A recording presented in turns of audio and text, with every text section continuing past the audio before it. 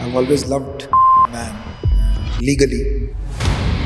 I go back to my special forces days. Kind of thrill we used to have. Now the holding of weapon is not there. That I miss a lot. Contact will finish in 4-5 seconds. But the story behind The preparation. yeah, the preparation, the hardships you face. Everybody knows that he shot 30 bullets, I fired back. This part of the story no one has. Yeah. Enemies everywhere, you are everywhere. You have to intermingle every day. So in the morning, you someone. In the afternoon, the same day, you are being hunted. In one of my Rashtra Rifles tenure, there was one guy we were chasing. One brother was in the police, one was in army, and one was a terrorist. Real brothers in the same house. He surrendered to us finally. That day he told, he had already aimed at me. The moment you had crossed and you start climbing it, I would have opened up. It was hardly 20 meters from me. For me, my Lord Shiva is everything.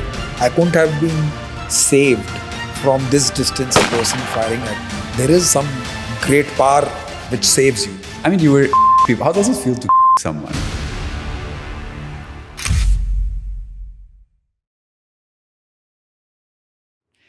What do you miss the most about your time in the army? I go back to my special forces days.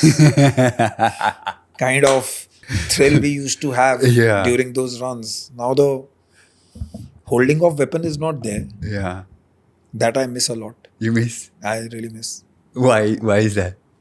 I've always loved the man. Yeah. Legally. Yeah. So violence has been part, but a person needs to have that kind of some via media in which he is taking out all his aggression, all his that kind of burning which you have in your heart. You need to take it out.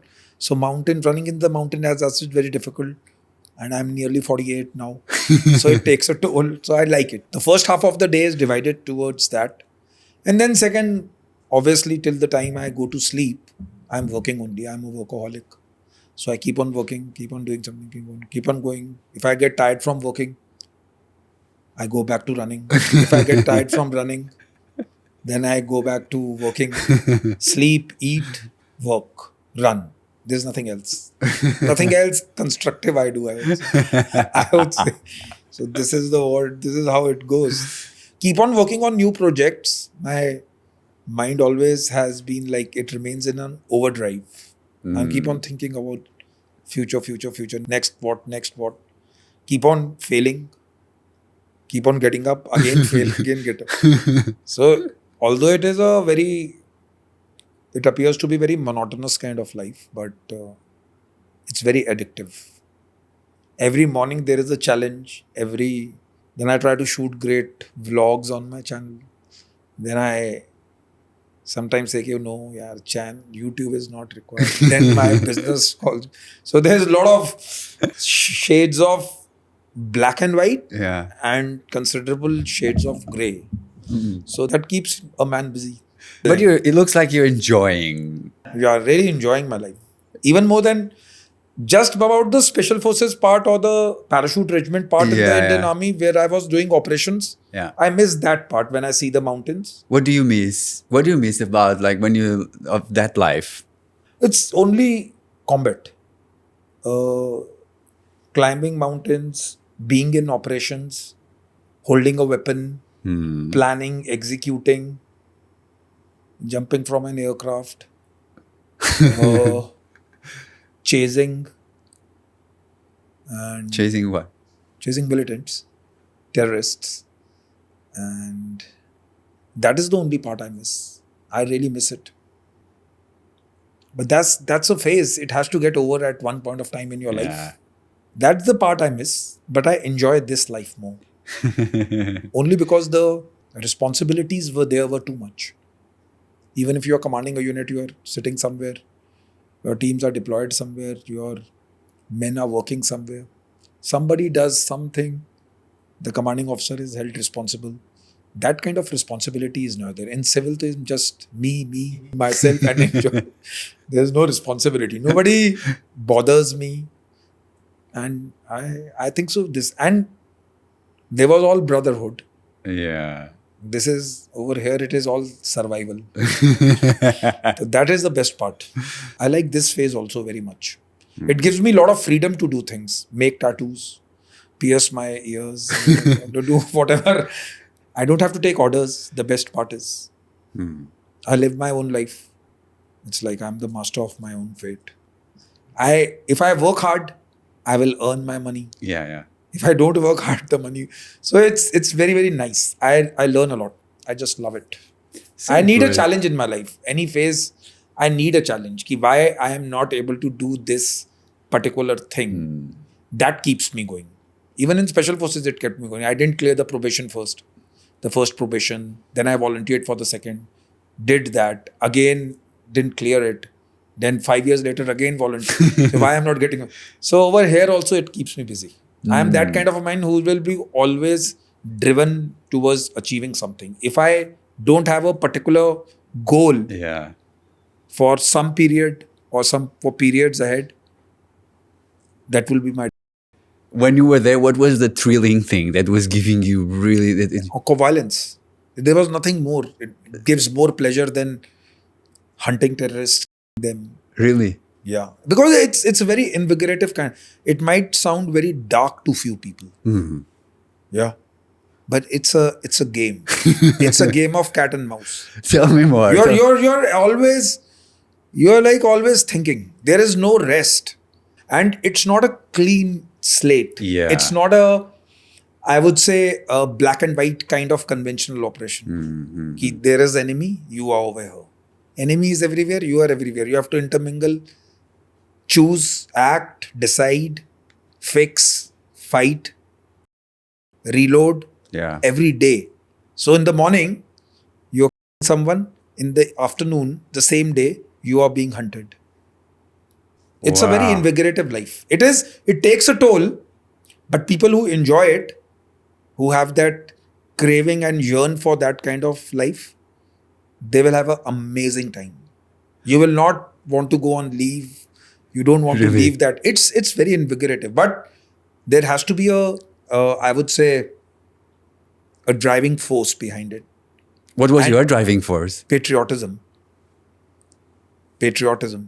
Because you, at the end of the day, you're not a mercenary. You are fighting for a flag. You are defending those people who cannot defend themselves. And you have a greater moral responsibility with which normal people cannot fathom. Yeah. So that is the driving force. Rest is your own interests. And on top of that, you get paid for it. So if you have to do a job, I think so. That's why I don't do a job anymore in civil. Because if I had to do a job, then army was the best place you can be. It gives you everything. The environment. Yeah. It pays you. It gives you a weapon. It gives you ammunition. It gives you an aircraft to jump. Wow. And people pay outside money to do all these things. Guns, so they can't get still. Yeah. It's a very, very great kind of a life. It's a unique life. It's a world in itself. You are not bothered about what is happening across. Yeah. Your mandate and your focus is crystal clear. It's like Rodrigo wants to build a software for the teams. Our mandate is to get that high value target. Yeah. Nobody tells what to do. You are the man. If you fight and if you hit straight, you are alive. If you are not, then you take the brunt. Wow. It's a beautiful life. It's beautiful. It's poetic. What is it poetic about it? Everything is poetic about it. It's very romantic kind of a life. A life of a soldier is very full of romances. Not the traditional romance which you're talking of, but it has a lot of emotions, a lot of when to unleash yourself, when to hold back. That is a different life. That life, only people who experience it will understand what I'm trying to say. But it leaves a very lasting impression on your mind. On your mind, on your heart, on your body. On your body, always you'll have scars and all. But it leaves. And the kind of people you meet during those days, bonded together by adversities and hardships. Wow. That is great. That is a different level. So I mean, if I look back at your life, it was very thrilling, right? I mean, Yeah, yeah. every day was different. You know, there a lot of adventure, and at the same time, you had a strong purpose, right? Yeah, the driving Behind, force has to be correct. yeah. And you were, I mean, you were people. How does it feel to kill someone? It's survival. If I don't kill him, he will kill me. So it's basically a simple case of a person surviving those times. And for surviving, you will do everything. You have to shoot first, you will shoot first. You have to lie down in maybe a drain. You will lie down there also. You might have to eat something which you don't want to eat. You will eat that also to survive that particular. So it's the basic need. So and violence and contacts have a lot to do with survival. So it's initially the process which I told was that I wanted to join to kill a man legally and see violence combat. But once you are inside, it turns into a fact that it's all about survival. You keep on surviving 1 day, 2 days, weeks, months, and you do it on it's a daily job kind of a thing. So sometimes you become so conditioned to the fact that nothing will happen. If you're jumping out of an aircraft, your parachute can go wrong, Yeah. static line can happen. Anything can happen, but you still do it because you are required to do it. And there are other people doing it. So you're not doing it alone. So there's always a thing. You are in that environment, Yeah. in that particular zone. So it's not that invigorative, I would say, but the process behind it. Taking that person, working on him for months without sleeping, a single minded devotion to get that person, and then the whole thought process, the whole plan Yeah. coming into action. So you're planning, you're preparing, you're executing, failing, Yeah. again trying, again failing, and then finally getting it. That the process is like I see. the contact will finish in 4 or 5 seconds or maximum if it's a thing. And then once you have done it, you just think, okay, it's done. By the time you reach back, there will be another intel coming and you are moving out again. So I see. that doesn't have, but the story behind, The preparation. yeah, Yeah. the preparation, the hardships you face. So that is the point. When the viewers watch this, basically from India, defense aspirants, people who are willing to join the special forces or the Indian Army or armed forces per se, or central armed police forces or police or anyone, they should not go with the thought of glamour. There are a lot of dark nights. What they show in the movies, just coming out of hectors and going back. That is the last day or one final day if it happens.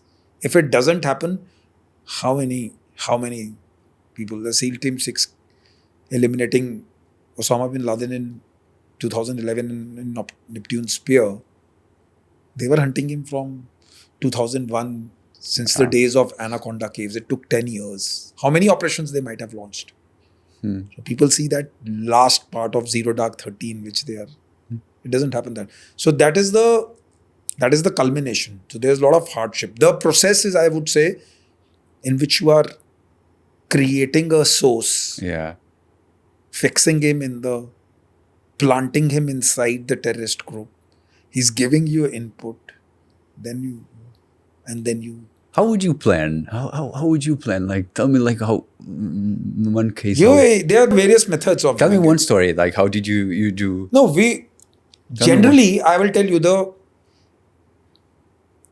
the thing is that intelligence is the bedrock of counter-terrorist operations. Without intelligence, you keep on doing jungle bashing, you will not get it. Yeah. Unless and until days of early 90s, when there were like loads of militants or terrorists in the Kashmir Valley and you go out and you have a chance encounter. It doesn't happen. Post 2003, it never happened like that. So you have to have a lot of intel. Like the operation in which I got, the terrorist fired the bullets at me at 1 feet distance. I've told it many times. You told me also. Yeah. So I've never told the planting of the source behind it. Can you share? Yeah. So she was a lady. And she was a lady. Yeah, she was a lady. She was the grandmother of one of the girls who the militant terrorist was used to rape and all. So we got to know about that intel from the local guys, one of the territorial army guys we had in our squad. Because special forces, like troops are involved somewhere or the other, small parties are there. We don't have that kind of intel which the Rashtriya Rifle battalions have because they have their entrenched areas. Okay.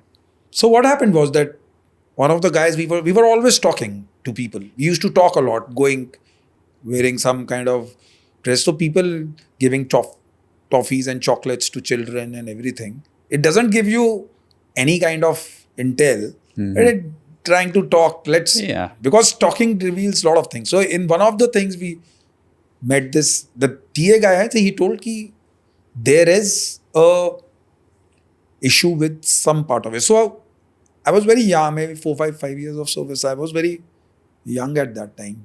But operationally, I was very molded because I had continuously stayed in Jammu and Kashmir. So there has to be a cause, because you must understand that not everyone I'm talking of Jammu and Kashmir where I have been, not everyone supports terrorism.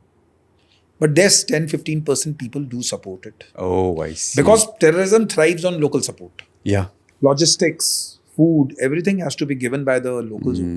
So this was the area where it was in reaches of Pir Panjal ranges and it was not a very well-developed area. So the greatest constraint which we faced was that intel, even if the source has to give us, he has to pass it through some media. So there was no mobiles and it was a totally difficult thing. So what happened was that, first of all, was tapping of this lady. She has to have a grievous cause or the layer of money to give us the intel about this. And the guy we infiltrated, he was a district commander or I think so deputy. He was a high value target. So we were chasing, the army in that local area was chasing him for quite some time, including with the police. So we spoke to this guy and this territorial army guy introduced me to that lady. So she was old. She was around in her 60s. And the reason, now you need to decipher because the dialect, the language is also a barrier. Yeah. So you need to have a person who can translate. So I met a couple of times in presence of that guy, the TA guy, and I tried to offer her some money, but she was not willing to take the money. So her cause has to be. Money for what? Money for giving the input. The information. Yeah. So when you talk, first meeting, second meeting, you can't meet in open. Somewhere we used to meet, talk. And then she told ki this guy has been raping her granddaughter. So we waited for one odd month. And I told this guy ki we need to give this woman some kind of thing in which, so we gave her a small Motorola kind of a set. And then it had to be so ki it doesn't get jammed by the frequency jammers and all those stuff. So it had to be planned in that way. So we gave it to, we went, sent a guy, he got it. And then we had to give her batteries. She had to hide it in her house. And one guy in our camp, somewhere in the mountains sitting, has to have it every time, 24/7/367 open. Yeah. She will come, she will go to a hilltop. She had to be made understood that where her house is, that was deep down the ravine. Mm-hmm. So she cannot communicate. She has to communicate, come to a hilltop. Yeah. From there, so that the line of sight is there and then she can talk. So a lot of things went into it. make her understood. She was not educated. Mm-hmm. How do you do that? How to Wow. switch it on, how to change frequencies. Because if it gets jammed, you have to change frequencies. There are 100 things involved. So we kept on trying. We taught her, we coached her. Then we said, let's wait. And So that went for how long, that process? it took me nearly 2 months. Wow. We used to wait. Sometimes call never used to come for 7 days. Then one fine day she used to come, okay, no movement. No, she used to tell there's no movement. And one fine day, we were all trying to do some kind of operation. We were planning something and she called up and she said, Ki, the guy is here. And that too in 2 o'clock in the afternoon. Bang, you cannot move at that point of time. So we had made a plan that how will we execute it. We had always put some stops somewhere so that the terrorists could not escape. But they were very far away. We had to act immediately. So we went during daytime, posing as the troops are going on leave or something with bug rucksacks and all. Send a party from. And then we went and eliminated that guy. So that journey of nearly it from the starting of the inception of the operation till the time that guy was killed, it was nearly 5.5, 6 months. And I cancelled my leave twice. I will kill this guy and then only I will go on. I was a wayward kind of a guy, bachelor, not married, nothing to look after. So I will wait. I told my commanding officer that I will wait. And then it happened. Now everybody knows that he shot 30 bullets, I fired back. Yeah. This part of the story, no one has. Yeah. That is the 6 months of hard nights when phone didn't open up for weeks and days. And we had given her some money also to keep her safe. I used to feel bad. I used to pray to God, where is she gone now? Yeah. Because if you send troops back and back, you start seeking contact with her, her identity would be compromised. Yeah. So it took a lot of toll. But that process of 5 months, from when we started tracking that guy till elimination, those stories nobody tell. Yeah. Those stories get missed out on podcasts. Those stories get missed out in life. Those stories, those 5 months of sacrifice of everyone, ready every moment, and it could come any moment. There is no time, night, day, afternoon. Couple of times it happened that she told Ki he might come. We were always on standby. He didn't turn up. Wow. So that story nobody knows. I think so. I'm telling it for the first time. That is how the things go behind it. I love it. Yeah, it is the process. I love it. And it's one of the operations. Every operation is like that. Intel forms the heart. And cracking a person open, believing him. What do you mean, trusting. Crack a person open? I mean that why would a person risk his life for a few money, and he knows ki army to will chalo fir go and leave. But terrorists, if they come to know, they will cut the head, hang it in one village, cut your legs, hang it in another village. That I have seen happening to the to civilians. Yeah. That happens. That's really bad. The person who's giving the input requires to be intrinsically motivated. It's very difficult to motivate that kind of. So, first of all, the people will not talk. Once you start talking, they will take some time. And as such, I have my patience levels are not that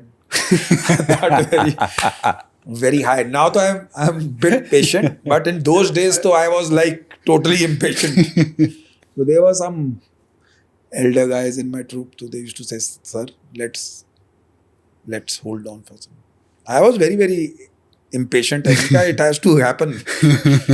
So, but now though I am a changed man after seeing a little bit of life. So it's a very calm down version of myself. At that time though, it was Tell me what was the version? If we would meet you, like if I would have this conversation with you, let's say 20 years ago, what would I have seen?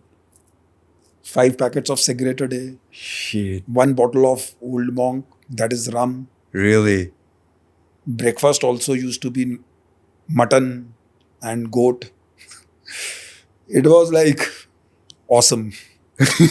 And only thinking about killing, nothing else. I was, now that you see a bald head, hair were like this long, beard. That is, and always in operations, volunteering for more, more, more. It is like first 7.5 years of my service, I did not see peace station. What do you mean? What is a peace station? Peace station is army works on a profile of field and peace. Yani 2 years in field and 3 years in peace, that works like that. So my 7.5 years like were only for Continued. basic courses, Yeah. which I was supposed to do. I went for that and my leave. It started in May 2002 when I first time reached the valley for my first probation, and it ended in June 2009. And from one mountain top to another, from the super high altitude, which you call it, like Kargil and all, to jungles, all type of urban operations, counter-infiltration operations, counter-infiltration ops in high altitude, everything I saw. And that too on the ground. Never appointment like in the unit, adjutant, quartermaster. I was always the company commander. These people, I mean, these terrorists, like, who are they? Like, what drives them? What drives them? Radicalization, money. What is their profile, kind of? Like, what did you? Profile though, like physically Yeah. though, they are as normal as Yeah. like us. But I think so, a lot of motivation is there in terms of, I would not say that they are completely radicalized. Money plays a lot of role. Money. Yeah, it has to be. Money has also a lot of role to play. If you think they are only there for jihad, it doesn't happen like that. No. It's a foreign terrorist or Yeah. Pak trained terrorist from Pakistan comes and infiltrates. Their families are looked after well by them. So, but they are normal guys. But one thing I really am in awe of the terrorist is that, especially the guys coming from outside, the foreign terrorists, the FTs, that the moment they cross the line of control, the round remains in the chamber. What do you mean? Like if we are in army, we come back to our company operating base. There's a procedure of emptying the weapon. Okay. And then we keep the weapon aside and then we rest. And then we again, once we are moving on, again cock it, chamber the round and then move I out. see. For a terrorist coming always- from outside, from the time he crosses until he dies, that round remains in chamber. Oof. I've spoken to them. Really? Yeah. The guys who were terrorists, they used to operate with us in special task force and who had gone to Pakistan, come back for training. It's not a very easy, glamorous kind of life. It is a very Tell me a difficult life. conversation, one conversation that you had with them. What? No, it's generally they were brainwashed from, say, from here, went across, came back, did the training, came back over here. And it's not an easy life. They can't sit at one place. Although they have the support, but their life is on the run. It's Yeah. like a sword of Damocles always hanging on your head. When the army will come, when the contact will happen, where you have to run. You can't, they are not in very best of health. And so there was in one of my Rashtriya Rifles tenure, there was one guy we were chasing. And he surrendered to us finally. He was a district commander. And I was the person who he surrendered to. And I missed him because when I had the conversation with him, couple of times we were like very close and I just missed him. What do you mean missed him? The contact didn't happen. He was able to run away, or I would say he was just seconds away from me. And I didn't know. One place we were in, he told me, I saw you. There were two instances where there was one height we were climbing and we had an input that terrorists are there. It was broad daylight, but it was the month of August, I think so, July and August. So there were rains, and at that height of 9,000-10,000 feet, the cloud cover was very heavy. So we were searching some summer dwellings, like they are called as dhokes in the local language. So the herders, the normal villagers, during summer times, they move with the cattle to a little bit on a higher side. It is not a permanent house, but it's a kind of temporary living, but made with wood, mud, strong enough to withstand rain and everything. So I was searching that area, and I thought that somebody has just moved away. By the time I could reach, because there was a distance of 50, 60 meters, the cloud came and I couldn't. So, and that happened a year before. So he told I was there. So I could collect, yeah. And one day we were carrying out search of houses. We had input. So there was a small stream where the village ended, and there were only one or two those summer dwelling residences or dhokes. So we had already searched around 70, 80 houses, and it's a tiring process. We started in the morning, it was coming down to evening. So we had to cross that stream and go and search that. There was one party which was one squad which was already sitting over there on the top. So I knew that they might have seen it. And it so happened that I didn't go and search that. And that day, He was there. he was there. That day he was there, and he would have shot me. He would have shot me because it was like, if this is the hill, Yeah. he was somewhere over here. Ah. The stream is running like this. Yeah. I am over here. So I had to go down, climb it up. Oh, okay. And I was not planning to take more people with me. So I would have just taken self and one buddy would have gone. Rest my squad and teams were searching along with other troops over there in the village. Although I was leading the operation, but I was, I think so, captain at that time. So if I would have crossed the stream and start climbing up, he had already aimed at me. So that day he told that I was sitting in that house. And I go, how did you identify it was me? Bola, from your cap. I used to wear that boonie, that boonie hat kind of a thing. Bola, it was you. But I saw you. The moment you had crossed and you start climbing it, I would have opened up. It was hardly 20 meters from there. And this he told to me when he surrendered to me. Better half of my tenure went in chasing that guy. And he surrendered to me. And then I had to bring him down to the headquarters. So I had a lot of chat with him. what did you do? I asked him, where the fuck were you for this time? Yeah. I asked him, where were you?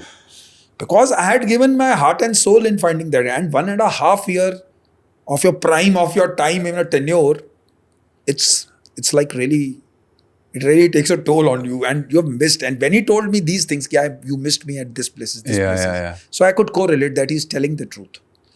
In the hierarchical structure, he was deputy district commander or something. I don't know what was he, and he was like a skeleton. Bola sir, for the last 3 months, I have not been able to eat much. His stomach had ulcers. His shoes were torn. I think so. He had 100 rupees in his pocket. Wow. One of the last rounds, maybe a magazine left.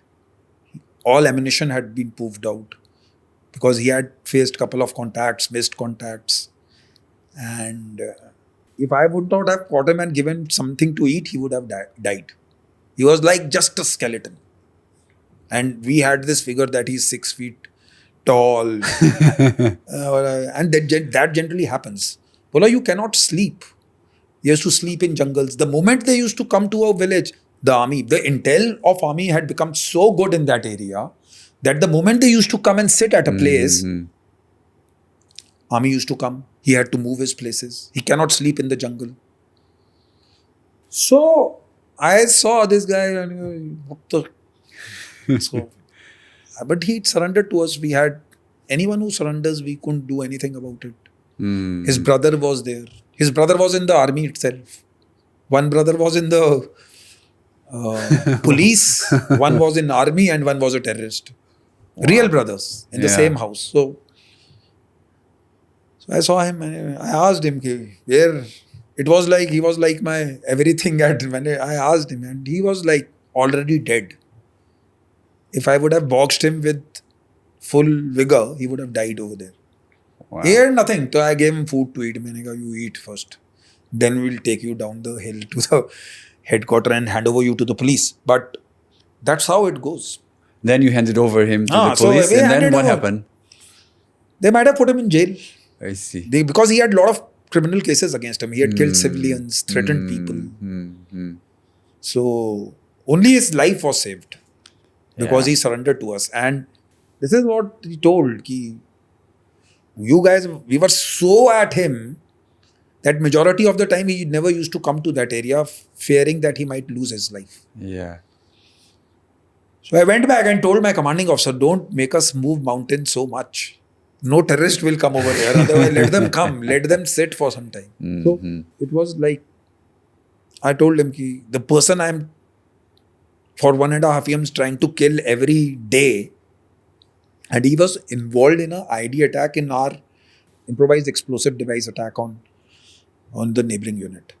And they were also after him. So when I got hand, I'm like, you are lucky. You told him that he's popular. Yeah, you come over. So, wow. But then when I saw him, then I came to know. And this was the general plight. You might be saying that we are doing jihad when life and death comes, then no jihad, no money helps you. Yeah. Everyone sees that in his eyes. You can see the fear of death. First of all, he had to surrender somewhere at, I think so, 3 or 4 o'clock in the morning. He came at 8, 9 o'clock. He couldn't climb the hill. He was in such a bad state. So I thought he will not come. And me being as impatient as ever, I told him I told his brother that you will get it from me if he doesn't come today. It's been 1.5, and I waited exact. I got posted to the unit on, I think so, 15th April, and he surrendered in November next year. 1.5 years, nearly close to 1.5 years. Every day I used to have a dream of his. And then he surrendered to me. Wow. But then these things don't get covered. These things happen. They are like normal people. It's the media which makes it them to be A++ categories. There are few who we have encountered who were like from Afghanistan and all in the early part of the times. But local militants were not, they didn't have that kind of wherewithal to fight. Yeah. That heart to fight. Yeah. So that's how it goes. So good. It's so good. So you spent 7 years. Yes, 7 years that you were full on. Yeah. 7.5. 7.5 years. I will tell you, it started in May 2002. Yeah. And June 2009, I went back. Continuously volunteering. Army doesn't give. Army has a very easy peace profile. 2 years in peace, in field, and then you go back. And but I kept on going. volunteering. Yeah. Asking for more. And it so happened. And that's how life is. So, but those were the best years. Even if I had a lot of turbulences at my family's place, basically from my parents, any parents would like... What do you mean? Oh, they used to say, where are you going in mountains again? I'm 4th generation in the army. So, not of any... But they were like parents are. They are worried about their... Yeah. I'm the only son in my house. So, they were worried about it. But I never used to listen to anyone. So, I told them, okay, I will do it. But even if there were hardships involved, those were the best days of my life. And obviously my command days and one of my second Rashtriya Rifles stint. Anything which I did in field, that was the best part of my life. I remember only those days. Rest, my posting in army headquarters, in staff, in peace, I don't remember it. Yeah. I wish I could have served more. I could have operated more. I just wanted that. It's so good. Yeah. So I would have loved it. I missed on. I didn't want to study in army. There's a lot of studies involved. I was always You wanted to be in the field. In the field. Yeah. That is what I had joined for. My passion was there, and that is the day the weapon was taken away. After your command tenure, you will not hold weapon. You will be only in staff duties and doing. You don't have intimate command of troops. You can't lead with. You can't hold a weapon and jump from an aircraft. Then it becomes very. You're just training and. Yeah. So I served 1 year more, and then I quit the job. So when was that? That was 2022. I quit. Yeah, in that 7 years, you already told me the story, last time. You had it was very tough. Actually, it was when you were chasing that person. The first story that you told me, that you saw one of your buddies died. Yeah. That was a tough. But you said that you had so many hardships during those 7 years. What was that moment where it was really hard? You really hit rock bottom. Not you already told me about your body. What was that moment that you? I think felt? so. Operationally wise, when I was in the counter infiltration tenure with the unit I commanded, 7 Yeah. Special Forces, when I joined them, in terms of continuity of operations, doing it every night, because in counter-terrorist operations, if you happen to be in a COB, What's the COB? it's a company operating base from where in a particular area, depending upon the threat levels of Okay, yeah. it's a counter-terrorist grid which army has. Yeah.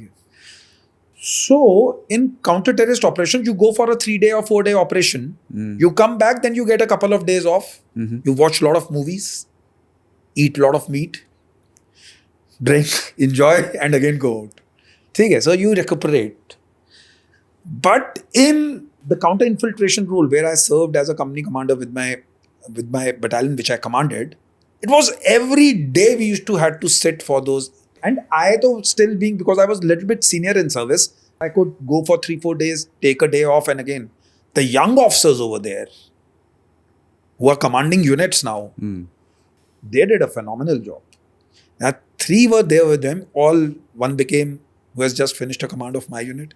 One is commanding and another one is commanding. They were outstanding. Every day we used to go out, come back, go out, come back. There was rain, snow. There was no looking back. It was one of the toughest tenure. that was, and more so because I had already spent 6-7 years continuous in the valley. So it really took a toll on me. During the last 3 months, we went to a counter-terrorist grid in some place, though in North Kashmir only, but we changed the grid. We were called for different operations. But those were the days, I think so, were the most demanding. And because my enthusiasm and energy was on the downtrend then. Because I had seen so many operations and continue staying over there, sitting in that ambush every day, guarding, somebody will come, not come, mental faculties to be high. I think so it was really tough. It was really tough. Yeah, how do you do, like, because I believe, I mean, some days, like, it's very exhausting, not just physically, emotionally. When you are in that point where it's just like you gave so much, you are so exhausted, how do you keep going? It's the pride. It's the pride of the unit. It's the task in hand. That is why I tell you, what is the difference between civil and army is, army, they put you in a different level. You are defending patriotism, fighting a flag, helping people who cannot help themselves or protecting them. That's why you are able to do much more. Yeah. Because there's a otherworldly cause attached to it. So it goes beyond It your goes physical, beyond the physical and anything. and- Because you have to do it. You have to do it for the man standing next to you. You have to do it for, there are many other reasons involved in it. It's not that I am a combat junkie. Yeah. I love combat. I love violence. That's okay. But there are other things, pride, that on my guard, the infiltration should not happen. It should not, they should not go back. And those are the guys you see every day. Nothing changes. The terrain doesn't change. Men will change. Somebody's going back on leave, somebody coming back, somebody's happy, somebody's trying to get motivated, somebody's too motivated, you have to control him. So there are a lot of emotions, a lot of Exactly. a lot of things. It's a very, very, if you remain with the troops on the ground, people who are there in infantry, who see the combat, they know what I'm trying to talk about. It's not that other arms don't experience it. Everyone experiences it in some form or the other. But battle is what forges you, what adversity is what forges you. So, and you have that always in your mind that you are a leader. Yeah. And every day from the day you enter the academy, it has been taught and ingrained in you that all hardships comes on me first, and then I will the welfare of that. We have a Chetwood credo. I'm forgetting it right now. So they say that honor and welfare of the citizens, then your own troops, and your honor and welfare comes last. That's about it. But it's not totally on the paper. It's in pure in letter and spirit. If you do it in letter and spirit, Yeah. then it takes a toll on you. Because you are at the end of the day, you are a human. You will feel you will yearn for your things back home. You will have your days, but somebody is little bit more motivated. Somebody gets into that pain cave and keeps on pushing further. So it happens. But then people around, you see them. You are in that same zone with same kind of people. So that's why you keep on doing the things again and again. So that helps also, like the group, right? The There's group a helps. the group like really motivation, helps. hope. Even if you're sharing a cigarette, it is otherworldly. You like it. Snowfall is happening. You are in some bunker sitting and enjoying tea. That tea with no light, nothing. That tea is also one of the best teas in the world because your buddies are around. So you have a lot of fun, joking around. You have to keep the environment very light because every night people are going out, sitting, concentrating. Body cycles are changed. Weather, sometimes it's raining, sometimes it is cold, sometimes it's snowfall. So that's how you see a great side of the life. And in your team, if someone you felt there was fear in their eyes, you could feel that. How do you help someone, a soldier, that feels fear? How do you help them? Take him to a firefight. And then? He has to see fire. If he sees firefight, a contact, his fear will go off. That is the best way. There's no other way. There's no traditional method to...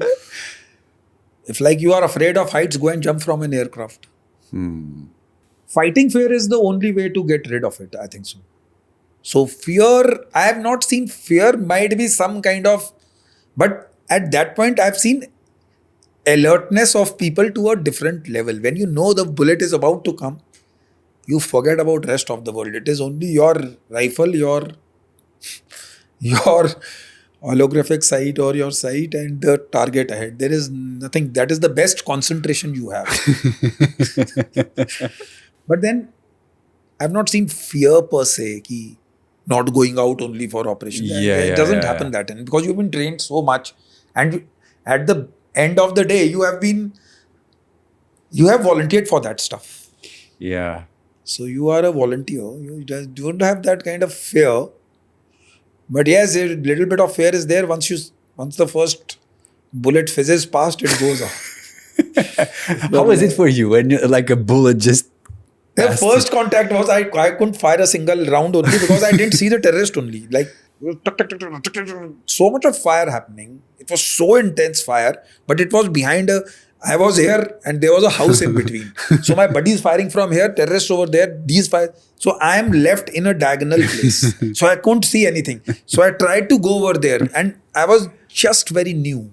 So the squad commander, who was a sergeant, he kept me behind. So I will tell you when. But I am itching from, I want to see the terrorist. I've never seen a terrorist in my life. So he has his hand on me and I am trying to go below his hand and see from the lookout where I can. So he's pushing me down. Keep back. Because I was still doing probation at that time. Yeah. I was in a probation. So he is trying to pull me back. I'm trying to seek him. Where can I can? Well, I will give you an opportunity to see him. Then he goes inside the house, the terrorist. Yeah. And then encounter lasted for some time.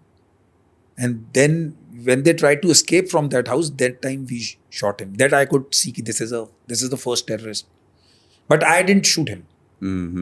I wanted, but I couldn't shoot him because these guys were ahead of me. They shot him first. So I saw him. But I think so. 5-10 days later, I had my first contact. Yeah, there was so much Wow. of militancy over there that Hmm. South Kashmir was like boiling. Where I was When you say your actually first contact, you say what? first contact, the first kill. Then I Okay. was actually involved in killing a guy, so it Hmm. happened. Hmm. It was that was a nice feeling at that time. But then it becomes normal after that. Yeah. Then you start recognizing ki, okay, this could have gone wrong. Then you start improving on yourself. Ki equipment has to be there. So there's a lot of thing. Like I told you, the killing is the last thing. Yeah. How the weapon has to be placed, where your chest rig has to come, how you have to place the sling of your firearm, where the secondary arm has to go, which shoes you have to wear, how to tie, which trousers you have to wear, where to cut the pockets, where not to. So a lot of. Then you start getting into that is the cream part of it. That is the Yeah. best part. Killing is people find killing to be very invasive. It's not. It's Yeah, not. It yeah. just ends in 5-6 seconds. Yeah.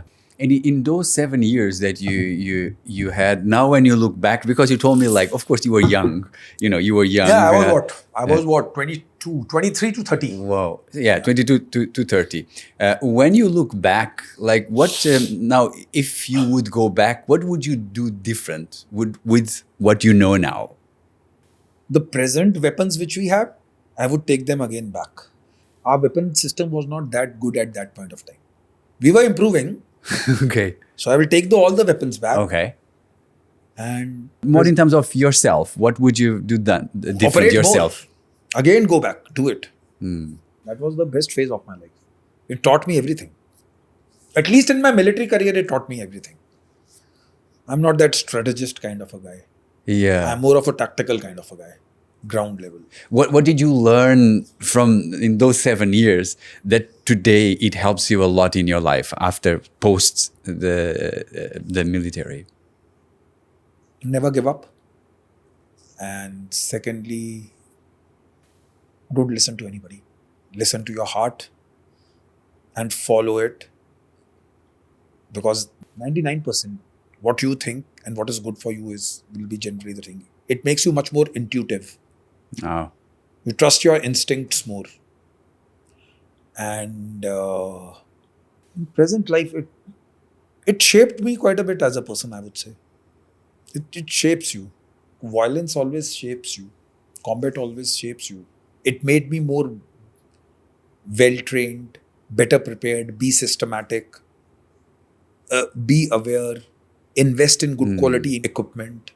I'm a equipment connoisseur. I invested I don't have any savings in the army. I just invested money In what? in buying equipment, improving my craft. Really? Yeah. I was like, I still have a lot of penchant for good quality equipment, running shoes, gears. Still, I buy tactical. So I was good. like, I really love that stuff. And it changed me. It told me how to prepare. And most importantly, it told me that you should not ever give up. There is always light at the end of the tunnel. And finally, it told me that God exists. What do you mean? God. For me, my Lord Shiva is everything. I couldn't have been saved from this distance, a person firing at me, my parachute not opening. There is some great power which Real. saves you. Human beings can't save you. Might to an extent, we might become a Yeah. via media to save. Like if one of our gypsies was going down, so I pulled the teammate back, that is okay. That is, you are just a via media. But there has to be that greater factor of God. I used to believe in God before also, but certain places my belief was turned into, what do you call, super belief. Ki there is. Yeah? It makes you much more humble also. You remain very calm after seeing that kind of life. And it teaches you that you must give it our all. People don't give it their all. They give up very, very early in their lives. You must fight to the last round, last bullet. You should not give up. There's no end giving. There is no end of giving up ever in life. So good. I Whether you love are in that. civil defense, whether you are special forces or whatever you are, You should not give up. You should not give up till the last moment. That is the greatest thing that it taught me. Never give up on your dreams. So if there's like, what is the one thing that civilians, I mean, people who don't go to military, what is the one thing that they can really, really learn from people who go to military as you went? What is the one thing? Discipline. Discipline, they can learn a lot. Military teaches you a lot of discipline, which shapes your life in a totally different way. I always say that if you ask me which is better, intelligence or discipline, I would say discipline. Embrace discipline more. Intelligence will let you guide you to a place that this is good, this is bad, this is worst. That for that basic intelligence is required, or you can do it in a faster frame of time. Discipline is one thing which will tell you to do those things 24 into 7 into 365. Discipline is doing it every day, irrespective the weather is bad, the AQI is high, life is not good, reverses are there, food is bad, processed food you should not eat. But the discipline of running in the morning, getting up early, doing your things, it will always remain. Discipline to do a thing irrespective, climbing that mountain, Yeah. climbing and reaching that post, irrespective of the weather conditions. That is not taught in civil. Where is it taught? Like, I cannot go and work from home and serve on the line of control, and today I will work from home, or today it's a weekend. It's not there in the army. Na. You get your leave, but what I'm Yeah. trying to say is, irrespective of the mountains, irrespective of the inclement weather conditions, you are standing guard. You are manning it 24 into 7 into 365. Yes, equipment is provided. Yes, I can tell everything is provided. But that man has to be on duty from 10 to 6 or 4 to 8 or whatever the time has been fixed, irrespective of all these conditions around. How does that happen? 15 lakh strong army. There is Air Force, there is Navy, there is Central Armed Police Forces, there is police. Everyone is there. Everyone is disciplined. The traffic policeman who stands over here in Gurgaon, he comes and stands and does his job. So anyone who wears a uniform is forged by discipline. It does not happen कि मैं late हो गया, कम हो गया. Yeah. It doesn't. Does it happen? It doesn't happen. So that is the greatest thing. Learning discipline, a way to do things. Today your discipline, now that you are out of the army, Yeah. how does the discipline helps you in your life today? It's everything. Tell me. Like, I have to sleep early, 9:30, 10, so that I get up at 4, 4:30, get ready, do my prayers, go for my run, come back, have breakfast, get ready, do my work, mails, shoot a vlog, whatever I'm doing, write, read. Because a lot of my work involves a lot of research and writing, reading. So I do that, have lunch, sleep for a while, go in the evening, go for a run, go to gym, come back, again work, have dinner in time, sleep. This is all, it generally happens in the same way. Only I would say the charter and scope has changed a bit. Baki days remain the same, discipline remains the same. Any of these things every day. I don't take a day off also. I don't think so. I've taken a day off in ages. I might be working something or the other. It's what differentiates between civil and army people. It's only discipline. There's no way you can get late for something. I was here at 10:45. Yeah. We had to start at 11. That is discipline. Yeah. Yeah. It's ingrained. Punctuality or whatever you might call it. That is discipline. So today you are teaching people a lot about mindset, about discipline. What is something that you see people missing the most in their lives? I would say that 99% people, 99%. That's a lot of people. That's a lot of people don't know the why of their life. They don't know why they have chosen that profession. And that is the seed of greater discontent in their lives. And that is the greatest thing which I find which snowballs into larger problems in their lives. They feel stagnated. Ki, I'm not able to achieve the best. I'm not, because you are not doing what you were supposed to do. If I wanted to become a singer, I have become an engineer. Yes, circumstances, options. I also wanted to become a cricketer, but it never happened. But then the second love, so I was special forces, so I joined. What I'm trying to say is ki first, people don't know the why they are doing that thing, and second is giving up very easily. I can understand that things might be very difficult, but before even starting and taking out the first step from the bed, doing everything which is the controllable, which you can control. I don't control the weather. I don't control the place. I don't control the pollution. I don't control sunlight or anything, all those things. But this I control. If I sleep early, get up early, getting out of the bed, getting ready, go for a run. These are not controlled by God. This is what you Yeah. control. Yeah. So the things which they can control, they don't control it. And then they say ki the food is processed. Coca-Cola has a lot of sugar. TV is not good. Diet is not good. Everything is bad. And they don't move out. And when I speak to them, because my profile is very young people I speak to, but the youngest will be around 15, oldest might be about 55, 60. And they are all educated than me, mostly engineers.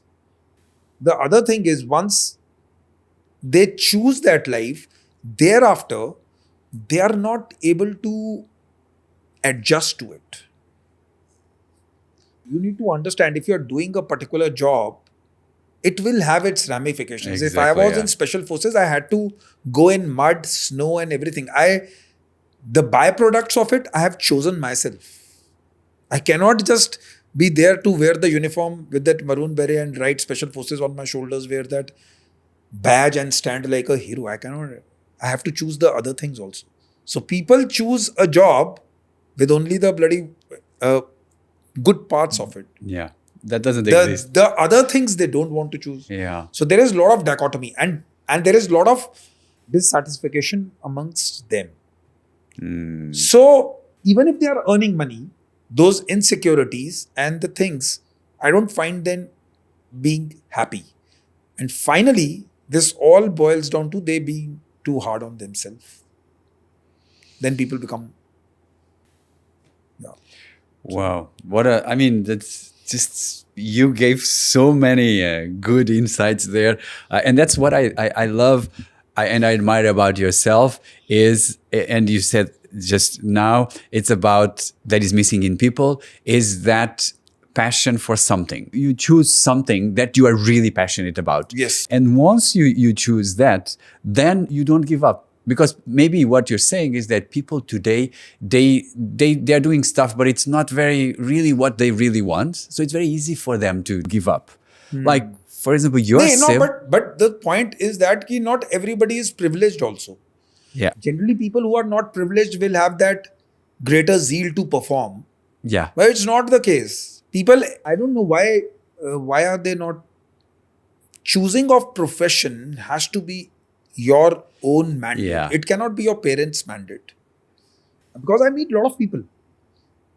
One day I was running in Gurgaon. There is a guy comes on a bike. He's seen my podcast. He knows me. Sir, I watch your videos. Very good. So I was doing my run. So I stopped and then he told me, I have a question for you. So he told me my daughter is 11 or 12 years old and she's a taekwondo champion. Very good. So she works from Monday to Friday, Saturday and Sunday she sleeps. I don't like that. She has to be disciplined on Saturday, Sunday also. 11, 12 years old daughter who's already a champion. Her body needs to recover. So will she not sleep on Saturday and Sunday? 5 days so she's becoming. So parents have this great act of forcing so much on, expecting so much out of the children. Yeah. I want them to take it a little bit easy on the children. And this generation, it is, at least in my view, it's really doing very well. Intelligent, very, very adept. ठीक है. Now, in our times, there was no air conditioners. Now my sons, they have air conditioners. They go in a car to the school. I used to cycle. So times have changed.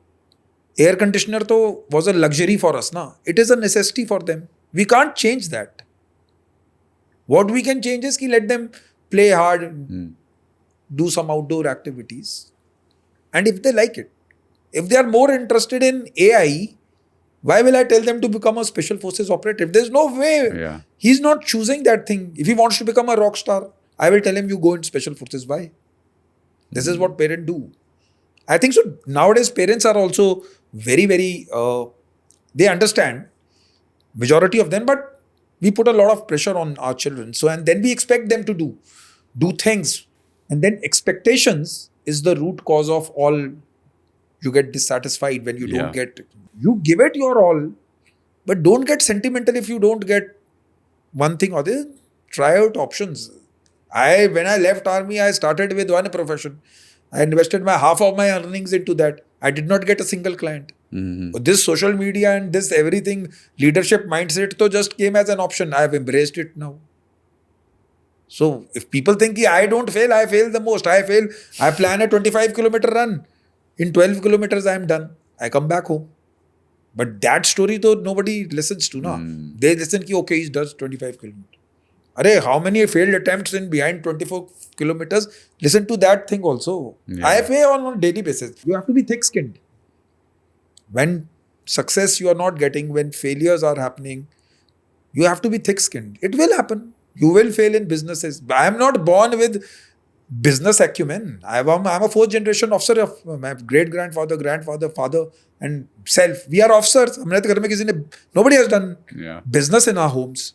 I'm the first entrepreneur. My mother says, what has happened to him? So, it's life, but I like doing it. Yeah. And people think I'm great. I'm not that great. I fail every day. But I have a very large heart. I don't get too carried away with lot of success also and lot of failures also. I don't get carried away. I fail every day. I've been trying to improve my diet for last 25 years. I have been never able to have a diet which was like totally perfect.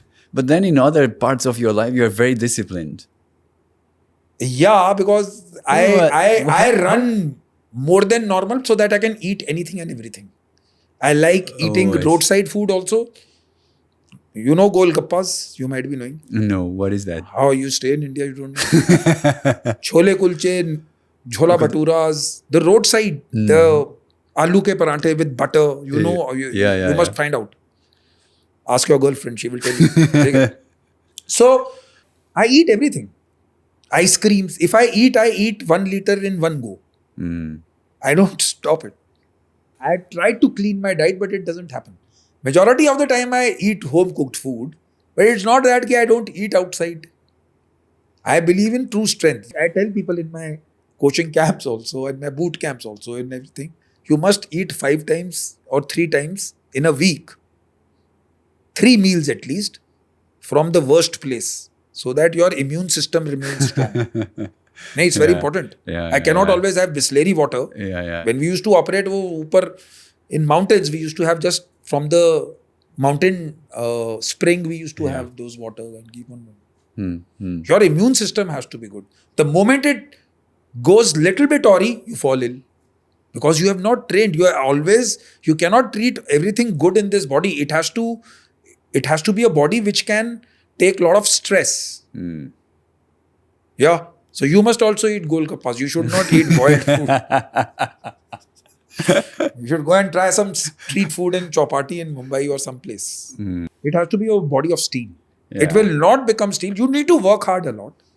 Work out a lot. But don't get too carried away that 8 packs are a sense of fitness. It doesn't. No, I don't find any SF guy having 8 packs. Nobody has it. I've never seen those kind of bodybuilders in special forces. Very good. Wow.